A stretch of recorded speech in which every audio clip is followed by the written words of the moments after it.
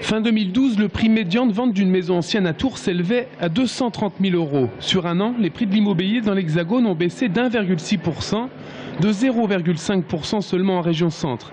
Alors même s'il y a baisse, elle n'est pas si significative que ça, notamment à Tours, où les vendeurs sont encore peu enclins à baisser leurs prix. Sur l'année 2013, on risque d'avoir une baisse relativement sensible du volume de vente. Les prix devraient baisser un petit peu, mais pas de manière très conséquente. Donc effectivement, c'est un marché qui est en attente. Je pense qu'il peut se débloquer si les vendeurs intègrent la donnée économique de la baisse relative du prix et de l'adéquation du prix avec le marché actuel.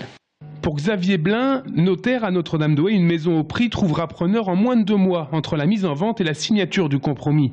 Seulement, le marché est quelque peu bloqué entre acheteurs attentistes d'une baisse plus significative et vendeurs encore un peu gourmands. Alors même si les taux d'intérêt sont attractifs actuellement, difficile d'anticiper les taux de demain.